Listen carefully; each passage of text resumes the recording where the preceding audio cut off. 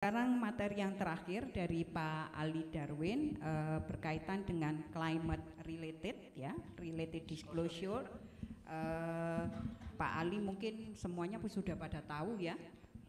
Beliau adalah founding fathers tentang sustainability di Indonesia. Kemudian beliau mendapat Dr. honoris causa dari American Trinity University. Kemudian Master of Science in Management London Business School, program Management Development, kemudian dari STAN sebenarnya Pak Ali ini. Ya, banyak lagi yang mungkin bisa dibaca sendiri di layar, ya. Pak Ali punya waktu maksimal 25 menit, Pak, ya. Ya, baik. Ya. Ya, terima kasih Pak Rektor, terima kasih masih tetap betah di sini, Mas Dekat juga, semua peserta termasuk yang di online, ya, terima kasih masih betah.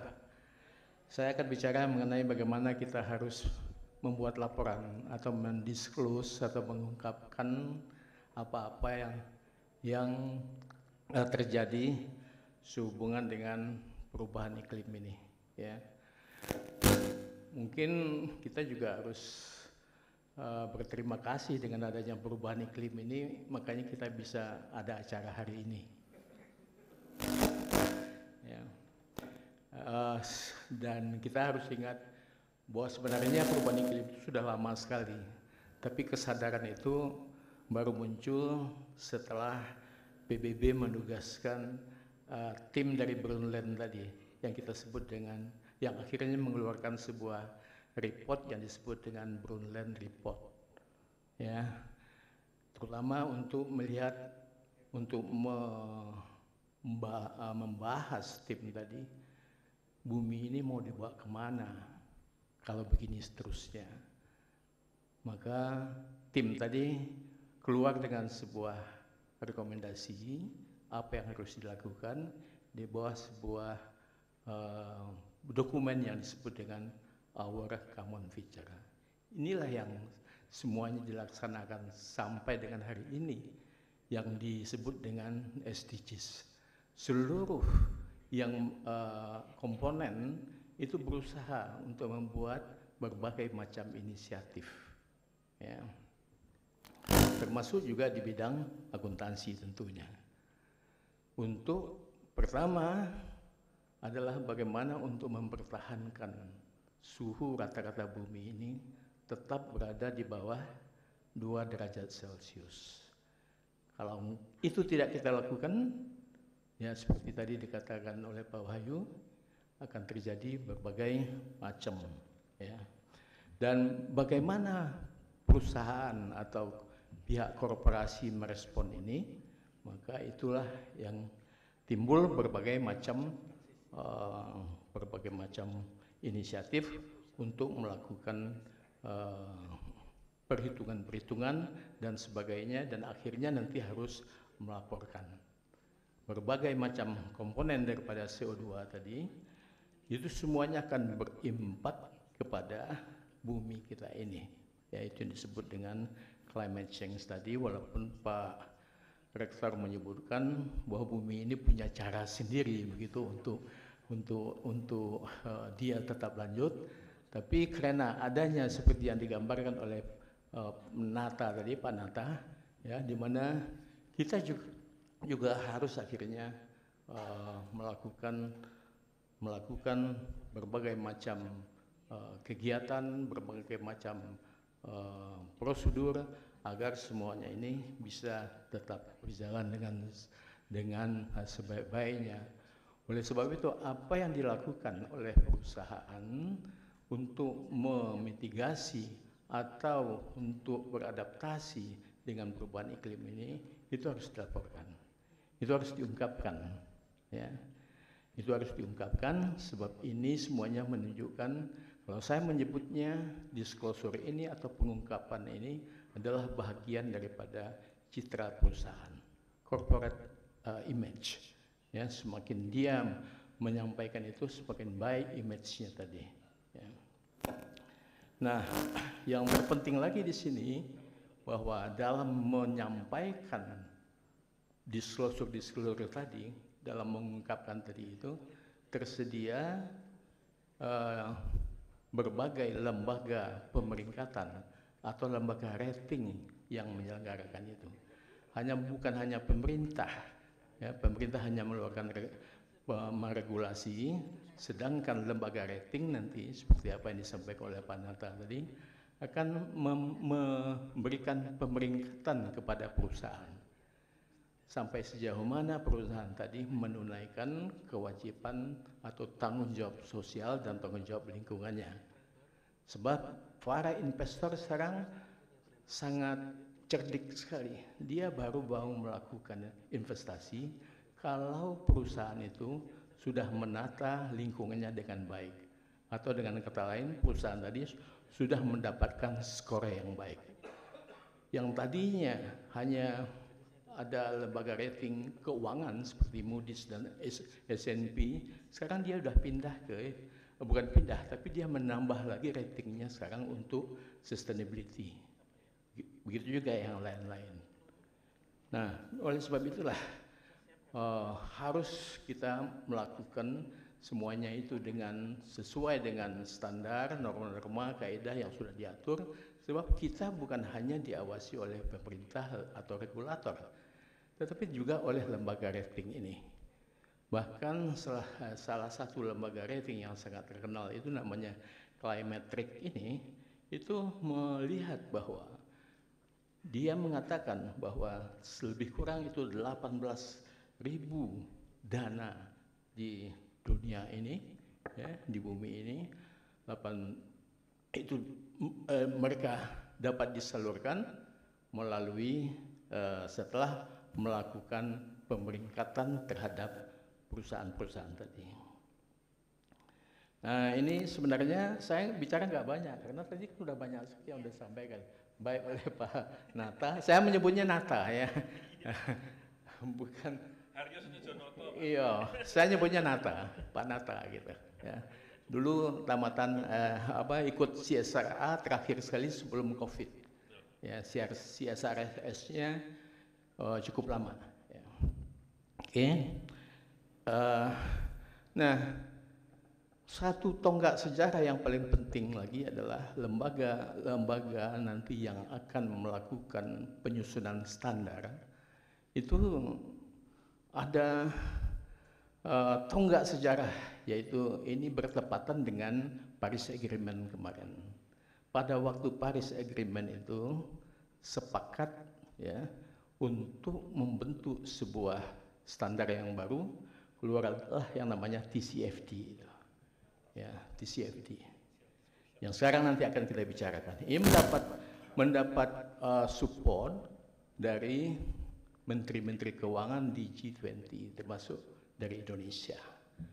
Nah, oleh sebab itu, sebenarnya Indonesia terikat juga untuk menerapkan TCFD ini. Ya. Kemudian perjalanan lebih lanjut, tahun 2021 di-announce, ya, diumumkan di Glasgow waktu COP26 kemarin, pembuat standar di bidang sustainability ini atau untuk standar untuk disclosure ini, mereka bersatu, yaitu SASB, kemudian TCFD, semuanya bersatu membentuk di dalam IFRS Sustainability, IFRS Foundation. Nanti produknya itu adalah disebut IFRS Sustainability, yang dimana sekarang exposure draftnya sudah berdiri. Sehingga apa yang akan terjadi nanti? Dunia akuntansi itu akan mempunyai dua standar untuk pembuatan laporan keuangan. Kita mempunyai IFRS, atau di Indonesia disebut itu dengan PSAK. Tetapi yang terkait dengan sustainability disclosure itu standarnya ada di IFRS Sustainability namanya. Sekarang sudah keluar 2 standar. Nah, itu yang akan terjadi nantinya, ya. Nah, yang sudah kita kenal, yang sangat kita hatam itu adalah GRI. Ya. GRI itu jalan terus ini. Mundurnya bagaimana nih? Kok nggak bisa mundur nih?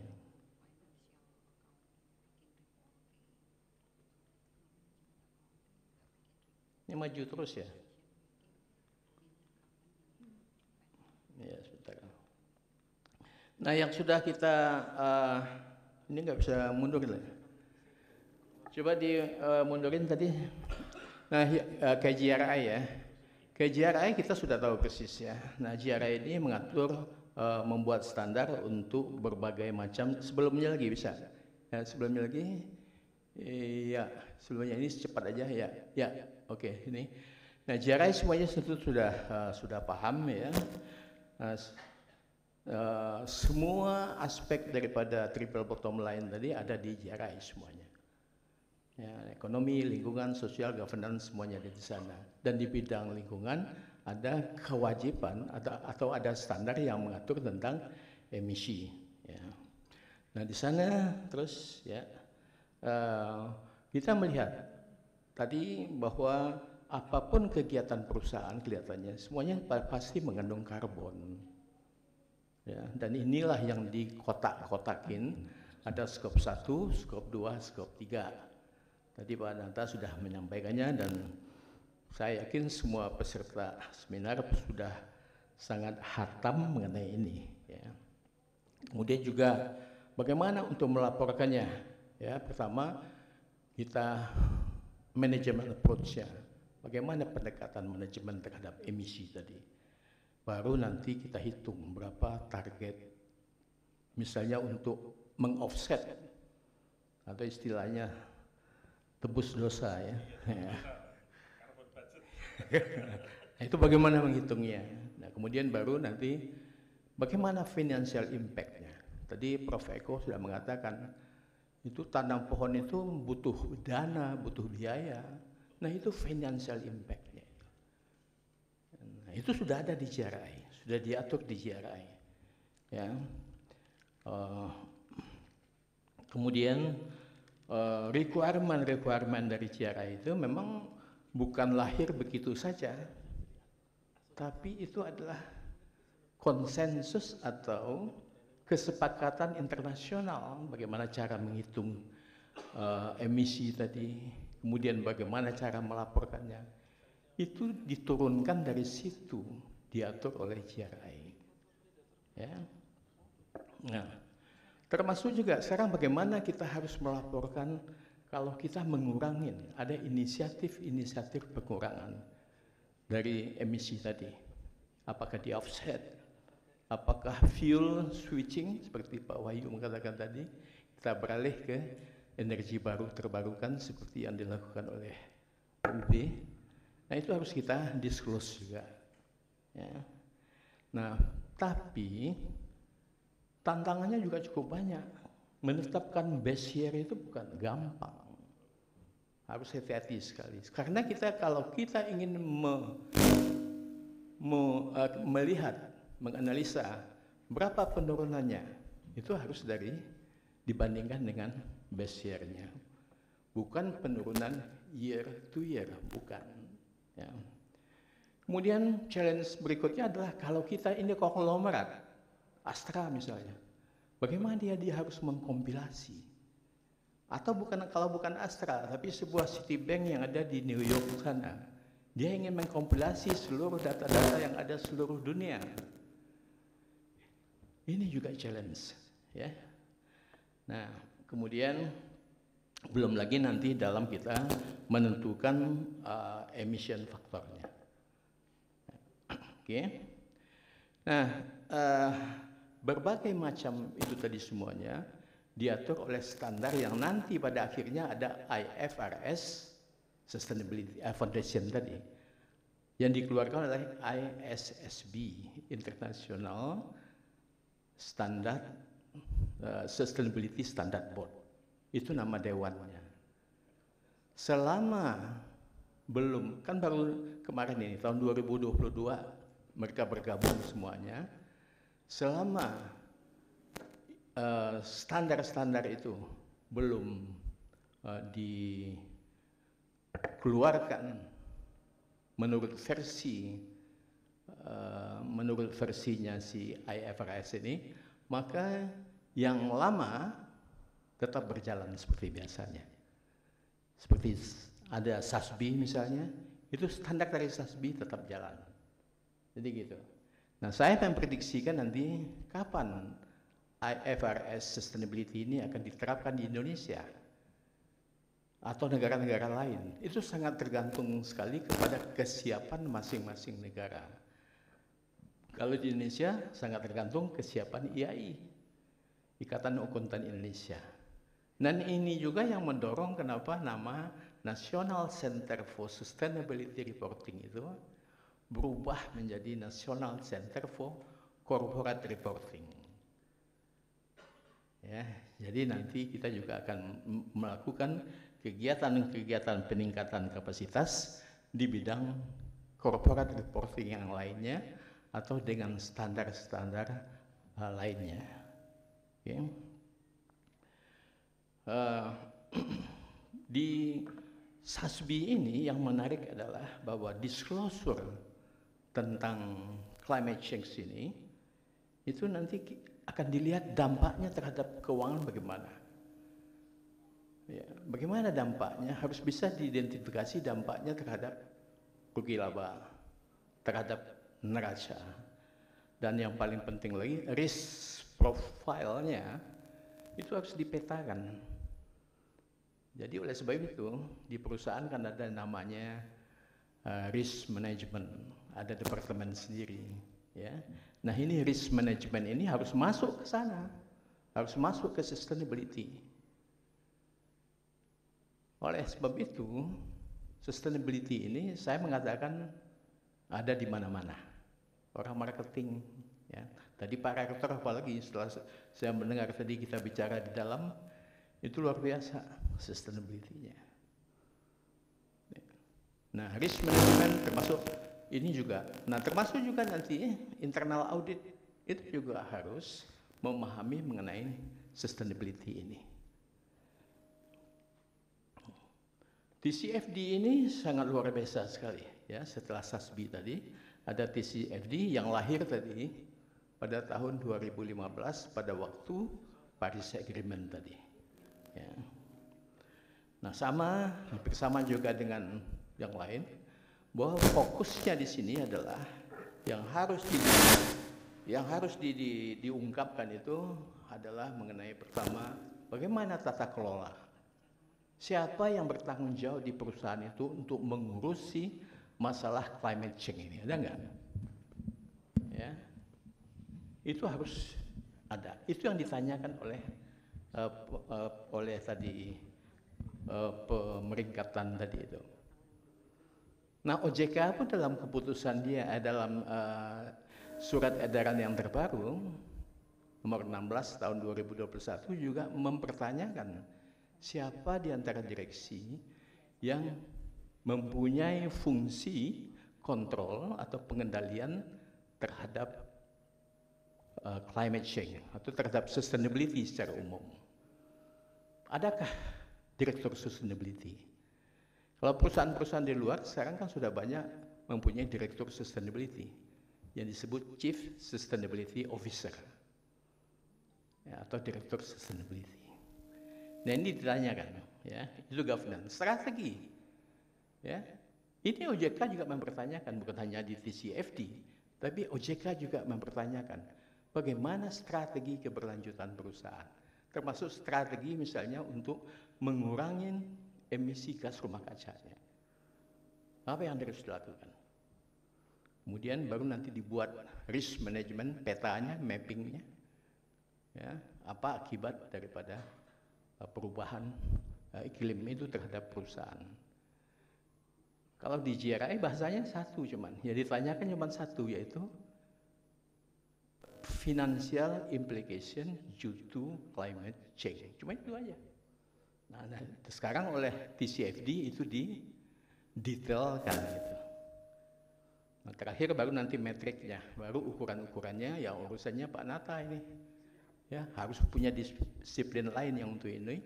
Dan Ibu Erwin juga pernah memberikan workshop ya, seminar lah mengenai carbon accounting ini dari segi tinjauan dari segi akademis.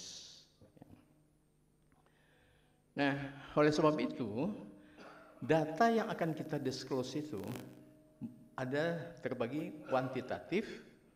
Yang kuantitatif tadi hitung-hitungan tadi, berapa karbon kita. Kemudian kualitatif mulai dari strategi sampai dengan mapping risikonya. Ya. Nah, secara jelas nanti ini dipraktekkan sekarang di perusahaan-perusahaan. Kalau lihat sustainability report, dia tetap masuk sustainability report, itu jelas sekali dilaporkan. Ya. Pak Nata juga punya urusan banyak di sini saya lihat. Ya. Governance, bagaimana untuk menjadikan metriknya strategi, risk management, kemudian metrik dan target itu. Ya. Nah ini menarik Bu untuk kita kasih training untuk ini nantinya. Ya. Pakarnya udah ada di sini. Ya. Nah jadi yang selama ini kita hanya berkiblat melihat kepada GRI, sekarang kita harus pindah ke sini. Ya, jelas ya kenapa kita harus rubah organisasi tadi. Iya Pak. Nah, Oke.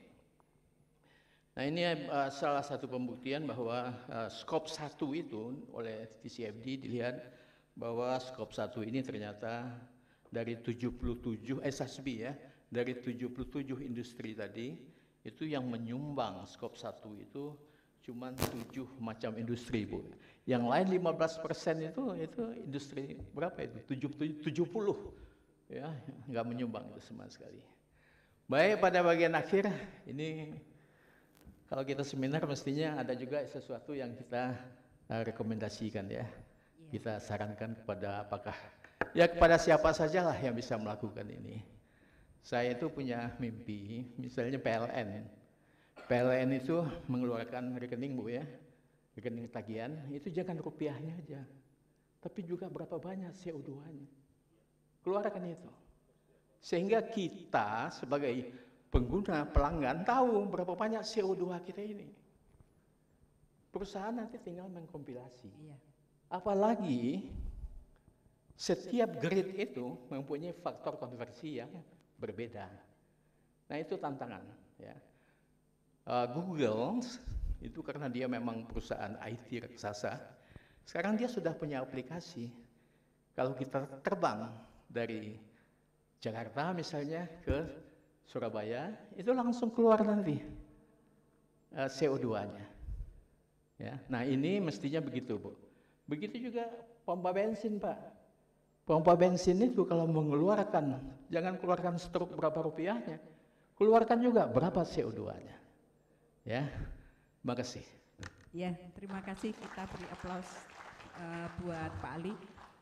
Sebelum saya memberikan pertanyaan dan untuk pembagian door prize, kelihatannya Pak Wahyu harus kundur dulu Pak ya. Saya kembalikan sebentar ke MC untuk pembagian plakat.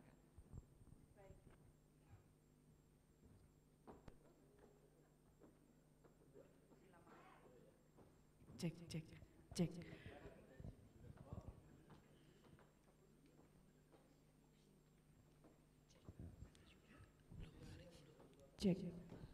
Baik, selanjutnya berkenan karena terbatasan waktu dari Pak Wahyu, kami akan persilakan Bapak Wahyu untuk berdiri sebentar untuk menerima plakat sebagai bentuk terima kasih yang akan diserahkan oleh Direktur dari ICSP dan Pak Rektor. Monggo Pak Rektor berkenan untuk memberikan cenderamata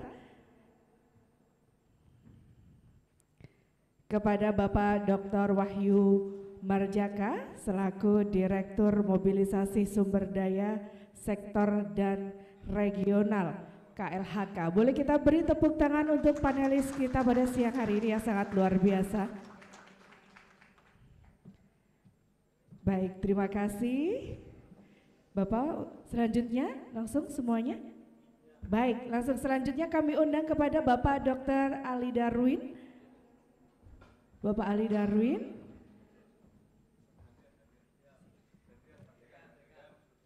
Monggo Pak Dekan dari FEB kami persilakan untuk menyerahkan plakat sebagai bentuk terima kasih sebagai panelis pada seminar nasional berkelanjutan pada siang hari ini.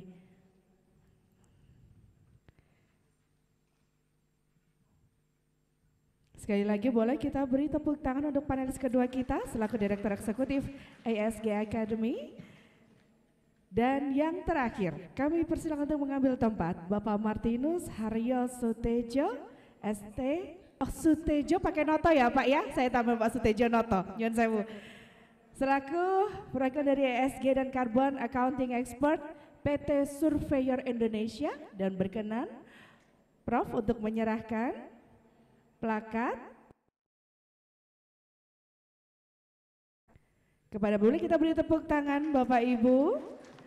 Matur sembah nuwun, terima kasih. Kami persilakan untuk kembali ke tempat. Dan selanjutnya Ibu, monggo dilanjutkan dengan matur suwun Pak Rektor rawuhnya mengikuti sampai akhir. Terima kasih Bapak.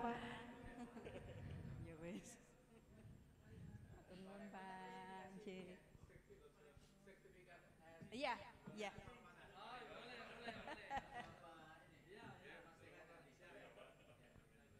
Terima kasih Pak Dekan rawuhnya. Pak Wahyu terima kasih, hati-hati di jalan. Selamat jalan, hati-hati.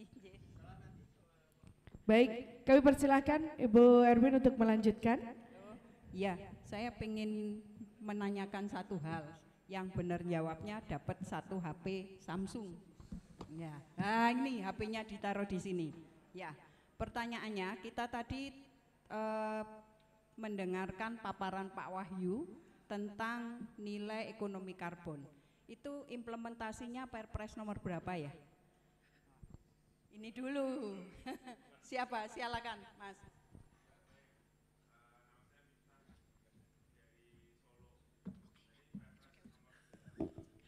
Wah, ya betul. Selamat ya. Ya, monggo Pak Nata. Saya minta tolong diaturkan. Mas, maju Mas, biar di foto, biar panitia punya bukti kalau sudah dibagikan. Yang memoto itu. Ini. Dari Solo.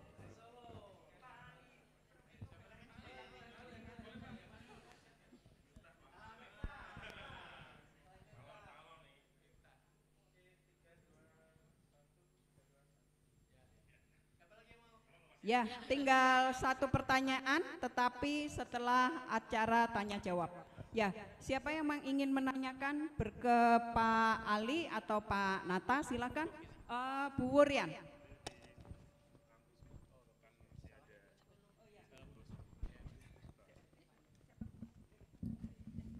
Baik, Assalamualaikum warahmatullahi wabarakatuh. Waalaikumsalam. Nama saya Wurian Andayani dari Malang. Pertanyaannya saya tujukan ke Pak Nata. Pak Nata, seperti kita tahu bahwa untuk menghitung ESG itu menggunakan indikator skor ESG ya untuk perbankan. Bagaimana kalau menghitung ESG untuk perusahaan misalnya seperti perusahaan tambang? Ya begitu. Terima kasih. Langsung dijawab aja ya.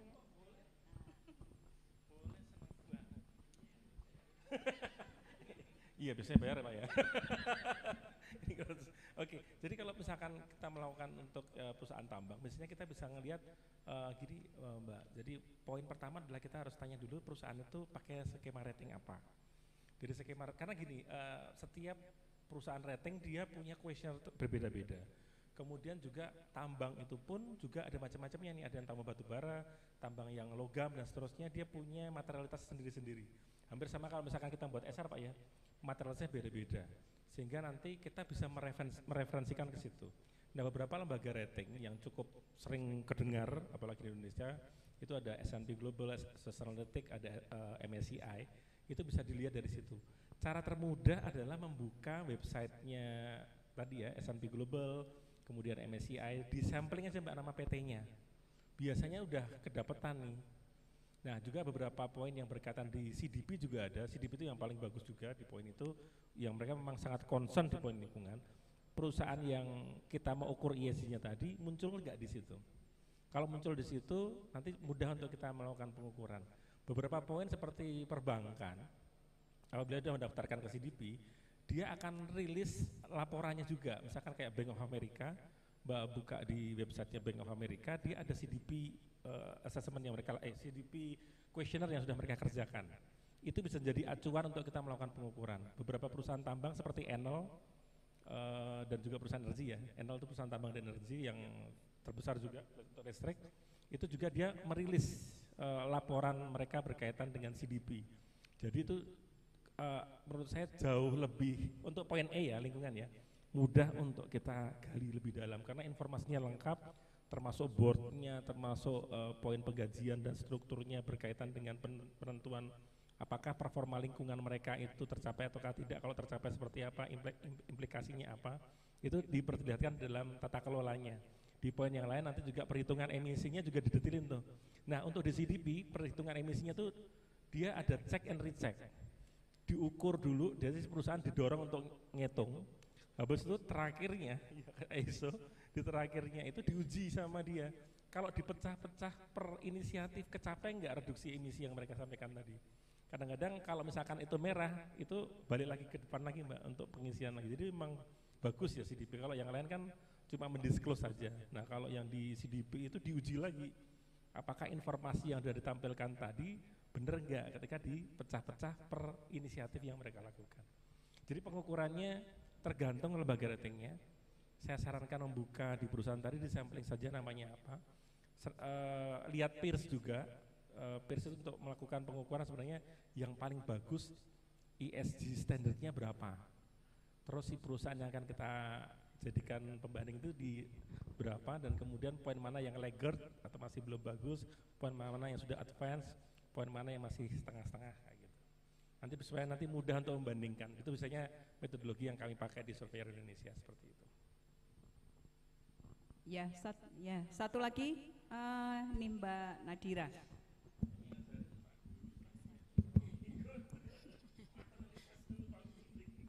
Ini dari jauh ini.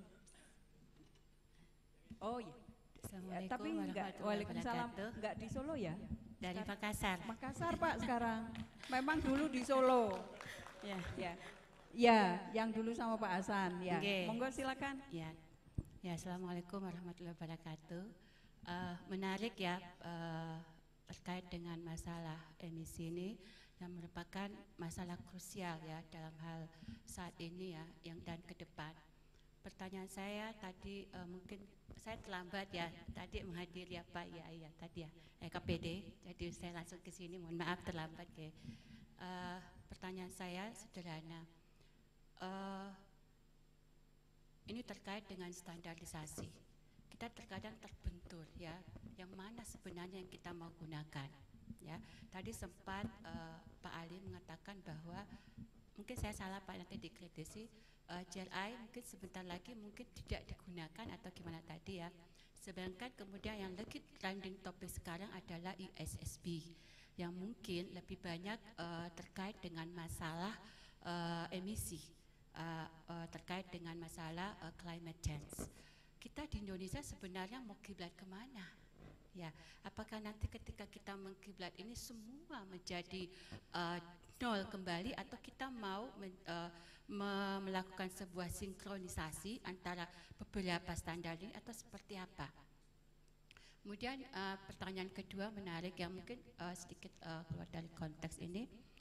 Ketika kita membaca annual report ya, ada beberapa terminologi yang muncul ya. Ada sustainability, kemudian ada CSR, kemudian ada SDGs, ada CSR. Terkadang kita terbentur ya, apalagi orang-orang yang belum mungkin paham terkait dengan terminologi ini, apakah semua perusahaan ini ketika kita membaca laporan annual report ini, apakah yang mana sebenarnya terminologi ini cukup praktis untuk kita gunakan di dalam dunia, baik itu secara praktisi ataupun secara konseptual. Terima kasih. Ya, ke Pak Ali ya. Ya, Pak Ali.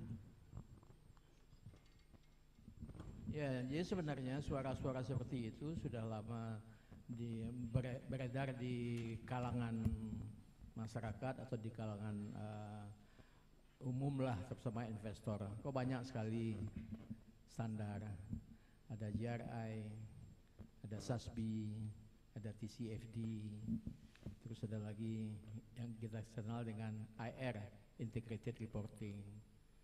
Kenapa enggak satu aja supaya mereka enggak bingung? Nah, ternyata 3 orang ini bisa digabungkan karena dia sejenis. Nah, yaitu fokus dia kepada investor. Dan dia fokusnya sekarang dimulai dulu dari climate change ini. Bagaimana dengan GRI? GRI tetap karena dia itu bicara mengenai sustainability yang terdiri dari triple bottom line tadi, yang secara umum, bukan untuk investor saja.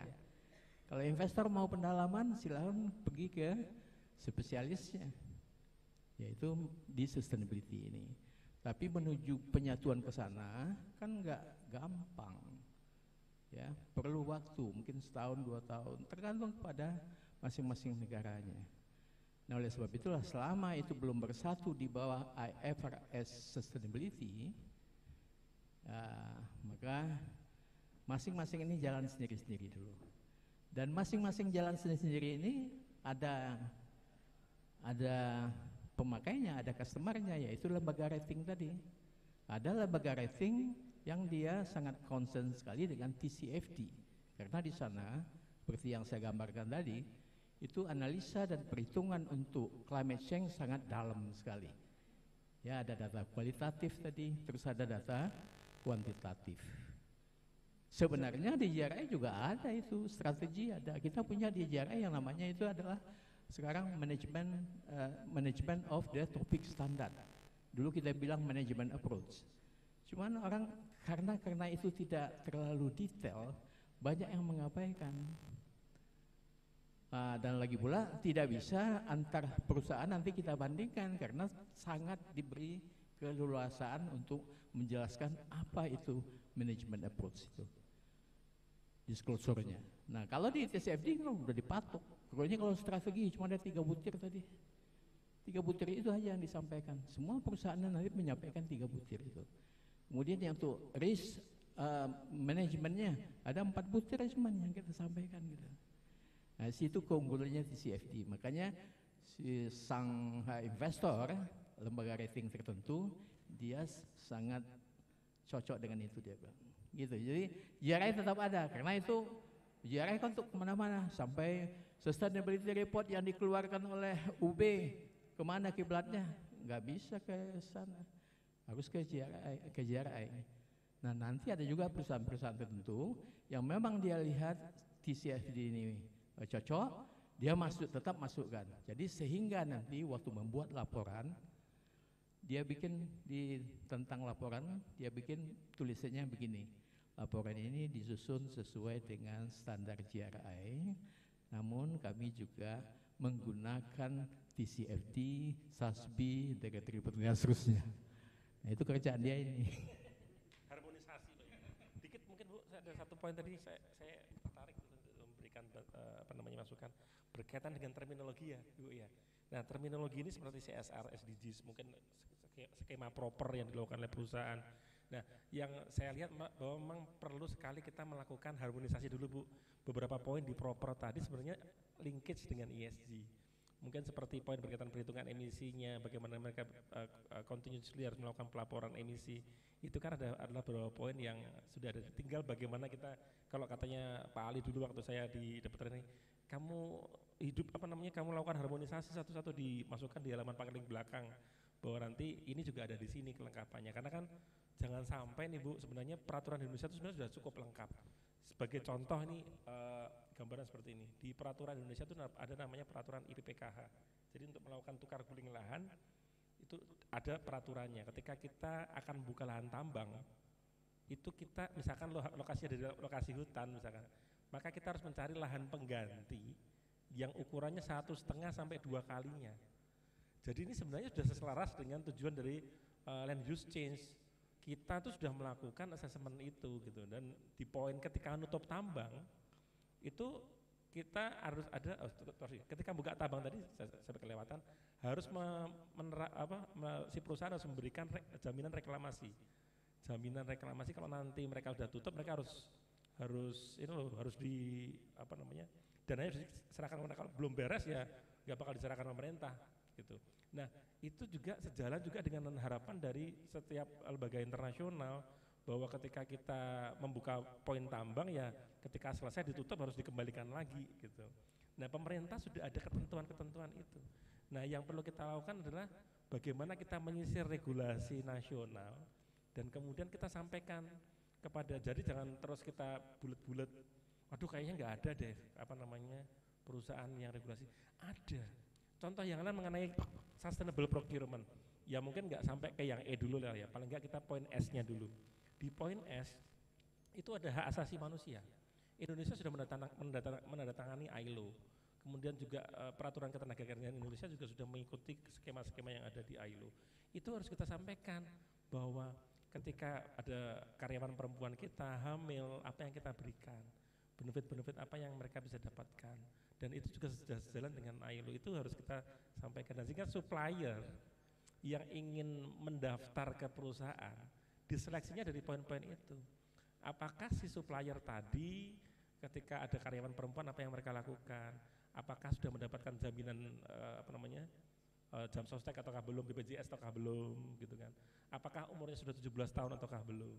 Nah, seleksi-seleksi itu yang disampaikan, apakah penyediaan alat-alat berkaitan dengan safety juga sudah disiapkan oleh perusahaan. Nah, itulah poin pada saat kita melakukan harmonisasi berkaitan dengan procurement, istilah itu sustainable procurement, ada yang basisnya juga green procurement. Nah, kalau green procurement saya sih pendapatnya ya supply chain-nya kita, life cycle-nya kita, mungkin berkaitan dengan TKDN kita nggak tahu, mungkin kan TKDN juga punya impact sosial Pak ya, kan 40% harus ada konten lokal, itu kan tujuannya supaya masyarakat tereliviasi secara ekonomi. Nah, itu poin itu sebenarnya adalah bagian juga mungkin dari berkaitan dengan sustainable procurement seperti itu.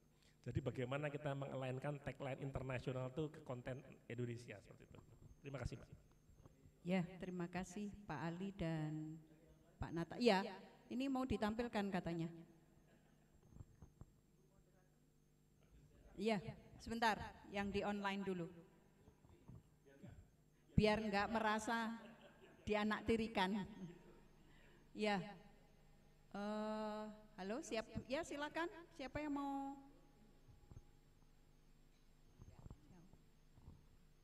Lutfi, mana Lutfi? Halo Lutfi?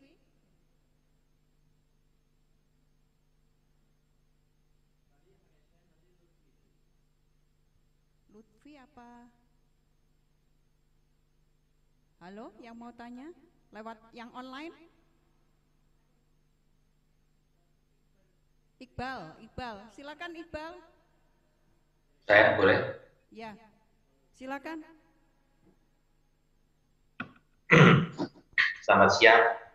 Ya, siang. Pak Iqbal dulu, monggo Pak Iqbal. Mohon izin Pak Amin.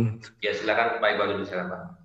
Oke, terima kasih Ibu Erwin. Ini sebenarnya tadi saya sempat ingin bertanya, cuman mungkin agak sedikit mirip dengan pertanyaan yang tadi ditanyakan juga, cuman ingin penegasan saja.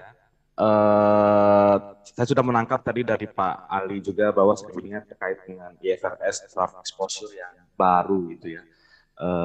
Bagi kita di praktisi lapangan yang juga mungkin beberapa di antara rekan-rekan di sini sebagai penulis SR Pak, saya dan rekan-rekan saya juga penulis SR, ya kami kan juga kepikiran begitu karena profesi output dari CSRS dan CSRA itu kan ada yang menulis SR, menjadi konsultan SR begitu. Kemudian juga ada yang bahkan menjadi assuror begitu. Kami agak sedikit mungkin resah begitu dengan akan diterapkannya IFRS yang baru terkait dengan sustainability. Tapi tadi sudah terjawab dengan Bapak bilang Kalau GRI dia multi stakeholder dan IFRS untuk fokus pada investor saja. Tapi kelanjutan yang tadi ingin saya sampaikan juga sebenarnya karena tadi sudah sempat juga dijelaskan, kira-kira andaikan memang draft exposure tersebut sudah disahkan begitu, dan tadi sudah Bapak jelaskan juga bahwa kemungkinan akan berjalan sendiri-sendiri karena memang fokus usernya akan berbeda, apakah sustainability report akan hilang atau masih akan ada tapi dengan penyesuaian, lalu kemudian sampai sejauh mana itu akan berkembang menjadi sebuah pelaporan begitu, karena dalam beberapa tahun terakhir itu kan IR juga tidak bertahan lama, Pak Ali dan Pak Nata juga ya, beberapa tahun gembar-gembor, kemudian sekarang sudah muncul lagi ESG, pelaporan yang berbasis ESG. Nah, ini juga untuk Pak Nata juga tadi sempat menyinggung ESG rating begitu, Pak. Dan saya juga kemarin karena di sini ada salah satu sponsor yang muncul di layar kita, bertemu dengan salah satu VP di salah satu perusahaan yang ada di sini. Saya sempat diskusi dengan VP itu kebetulan investor relations ya. Saya nggak Halo. Iya, menyebutkan bahwa Audiensnya pada kelaparan ini saya takutnya. Oke. Mohon maaf Ibu. Iya. Jadi ESG rating itu menggunakan instrumen risk management, bukan menggunakan instrumen sustainability. Salah satunya saya boleh sebut bahwa Sustainalytics itu menggunakan manajemen. Jadi mohon opini Bapak, tanggapannya kira-kira itu bagaimana? Terima kasih Bapak Ibu. Singkat jelas ya Pak. Pak Ali, Pak Ali. Laporan tadi best practices sampai sekarang, sustainability report atau laporan keberlanjutan itu tetap menjadi platform, tetap menjadi domain, atau tempat, tetap menjadi rumah untuk menyajikan, untuk mendisclose mengenai triple bottom line ditambah dengan governance tadi, itu disajikan di situ semuanya. Standarnya bisa pakai GRI, bisa pakai TCFD, bisa pakai SASB, bisa IR pun masuk ke sana, integrated reporting. Jadi rumahnya tetap namanya sustainability report, tapi disusun berdasarkan apa? Nah itu pertanyaannya. Jadi jangan khawatir ya, pasti tetap ada itu. Walaupun ada IFRS sustainability, nanti bagian itu yang dampak terhadap keuangan, mungkin itu masuk ke annual report atau sebagian nanti akan masuk ke sustainability report. Tergantung lagi kepada pemakainya. Siapa pemakainya? Yaitu tadi investor. Investor diwakilin oleh lembaga rating. Makanya lembaga rating harus kita perhatikan. Ya. Iya, Pak. Mau menambahkan sebentar, mengingat kita 1:30 ada acara, pedangkan mereka harus sholat dan makan. Ya silakan Pak Nata. Yang berkaitan dengan rating juga saya pikir itu tidak perlu menjadi concern, Mas. Saya yakin penulis berusaha untuk mengcapture informasi secara lengkap. Poin harmonisasi di bagian akhir sustainability report itu adalah salah satu solusi. Indexing di bagian belakang, dan kemudian apabila mau didetailkan mereka bisa tampilin juga poin konteks yang berkaitan dengan kuesioner. Tapi sebenarnya kalau misalkan memasukkan totalis semua kuesioner di dalam SR, saya pikir salah tempat Pak ya, karena kan rating itu sendiri, ini sendiri. Jadi buat saya poin indexing cukup, informasi yang ada sudah cukup, tinggal sebenarnya konteksnya dalam hal ini si perusahaan tersebut harus punya website khusus di mana informasi-informasi yang menurut dia penting itu yang ada di dokumen yang diminta Sustainalytics, ya dimasukkan ke sana Mas. Jadi tidak disclosure itu tergantung materialitas soalnya. Betul. Saya pikir itu aja. Iya.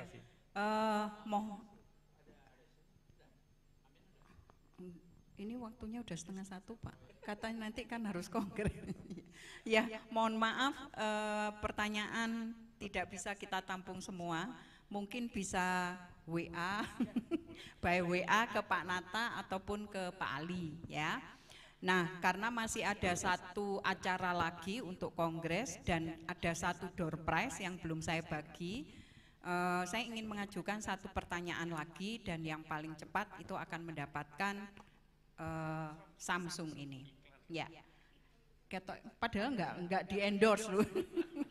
Ya, tapi kita tidak di endorse oleh Samsung ya. Tapi ini panitianya aja seneng Samsung gitu aja. Ya, pertanyaannya, jadi kalau kita lihat skop emisi karbon itu kan ada 3 ya, bahkan tadi Pak Nata bilang ada 4 ya, skop 1, 2, dan 3 mau 4. 4 ini saya baru dengar hari ini tadi, yang saya pelajari cuma 1, 2, 3 ya.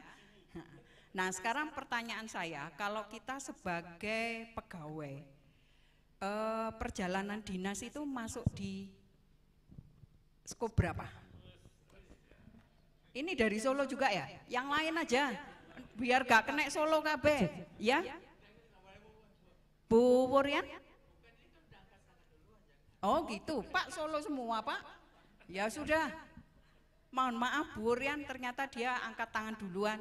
Silakan. Silakan berdiri Mbak, diambil mic-nya. Cek untuk jawabannya untuk perjalanan dinas masuk di skop 2. Ya, tapi salah ya. Nah. Ya, tapi karena sudah dijawab ini salah, pertanyaannya ya ganti. Kayaknya lebih susah Bu Erwin. Kan sudah tahu. Bisa lebih susah Bu Erwin karena hadiahnya HP, nggak main-main. Iya. Nah, sekarang yang pertanyaannya yang untuk kedua ini Pak Ali aja. Saya juga sudah habis Pak. Mohon maaf untuk peserta yang online, mungkin hari ini kurang beruntung karena yang berhak mendapatkan HP hanya yang hadir di sini gitu ya Bu ya? Iya. Kalau tadi ada yang menyimak baik-baik ya, sebuah bank membiayai perusahaan batubara. Dia diminta untuk menghitung berapa banyak CO2 dari uang yang dipinjamkan tadi. Itu masuk skop berapa? Ya itu loh, belakang. Bapak boleh turun, diperkenalkan dulu namanya dari mana? Betul. Udah ya, udah betul ya Bu ya? Butuh kenalan juga nggak Pak kira-kira? Kok keren banget jawabannya betul gitu. Silakan diperkenalkan Bapak. Saya Firdaus dari Malang. Dari Malang ya, jawabannya sekali lagi? Skop 3. Skop 3, betul? Betul. Betul, boleh kita beri tepuk tangan? Mas boleh turun ke bawah? Akan menerima secara langsung hadiah spesial. Monggo, silakan.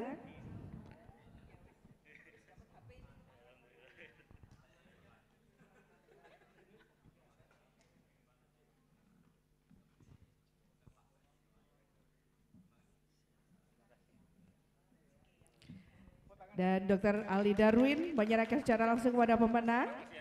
Mantap ya. Udah tahu PKF dia.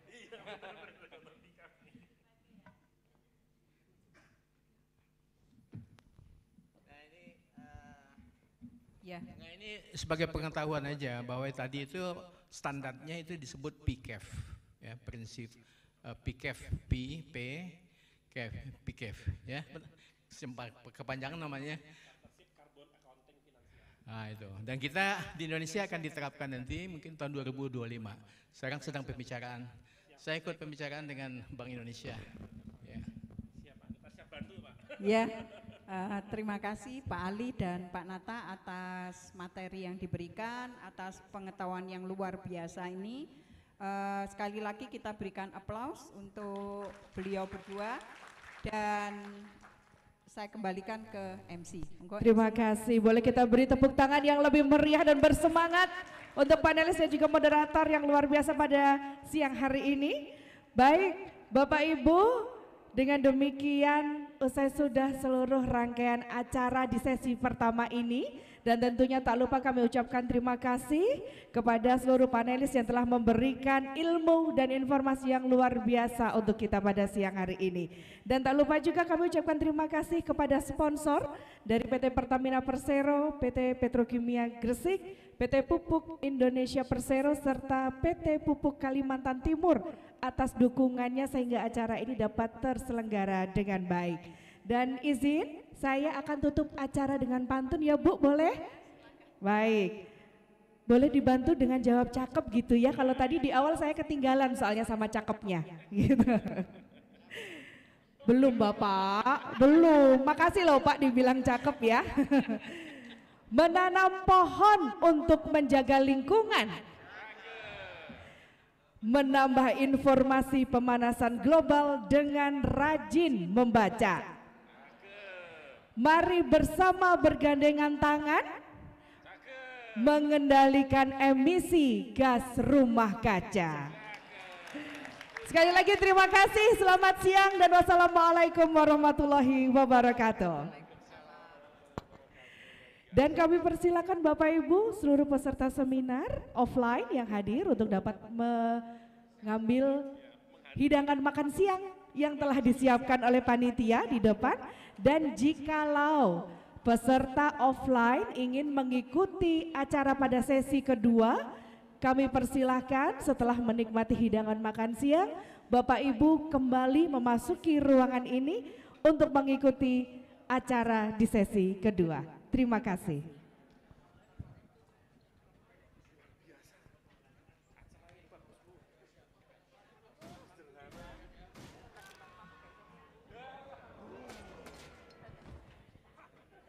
Dan untuk peserta online yang akan mengikuti kongres, kami persilakan untuk dapat sejenak beristirahat dan nanti kami akan umumkan jikalau kongres akan berlangsung.